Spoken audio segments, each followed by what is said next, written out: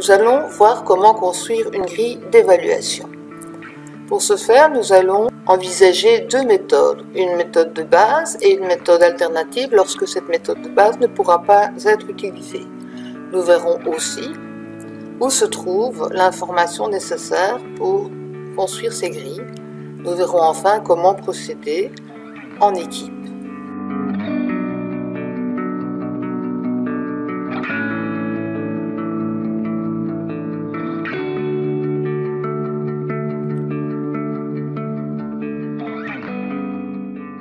Pour construire notre grille d'évaluation, nous allons aller rechercher de l'information dans le dossier pédagogique dans la rubrique capacité terminale où se trouvent les informations sur le seuil de réussite et les informations sur le degré de maîtrise. Nous allons repérer les acquis d'apprentissage, ici il y en a 4, et nous allons repérer les critères du degré de maîtrise, les voici.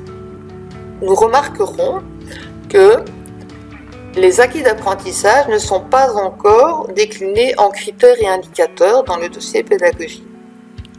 Notre première démarche va être de recopier les acquis d'apprentissage dans notre grille d'évaluation au niveau du seuil de réussite. Deuxième étape, nous allons simplement recopier les critères du degré de maîtrise. Là non plus, nous n'avons rien changé au texte de départ. Dans la grille d'évaluation, nous allons prévoir de coter le degré de maîtrise par un pourcentage entre 50 et 100%. Pour définir les critères d'évaluation, nous allons considérer qu'un critère est une qualité minimale, que la meilleure façon de l'exprimer est d'utiliser le verbe être et qu'il faut 3 critères maximum par acquis d'apprentissage, car au-delà de 3 critères, la grille d'évaluation risque de devenir trop lourde et trop complexe.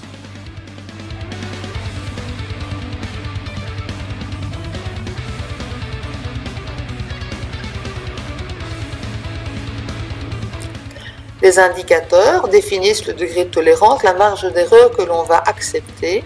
Elle s'exprime généralement en termes de nombre, de taux, et l'indicateur est précisé uniquement si c'est nécessaire. Ce n'est pas une obligation, certains critères se suffisent à eux-mêmes. Voici, nous avons complété notre grille d'évaluation par des critères. Les acquis d'apprentissage ont été exprimés en termes d'action. Enfin, il y a là 2 indicateurs prévus. Ce sont au moins 2 des 3 objectifs qui doivent être cohérents et les prescrits légaux qui doivent être pris en compte sont les prescrits légaux essentiels.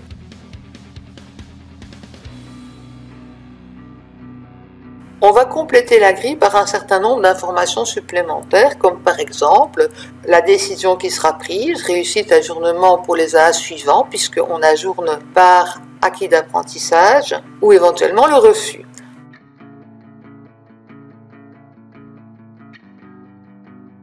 On ajoute un cadre prévoyant la motivation de la décision d'ajournement ou de refus.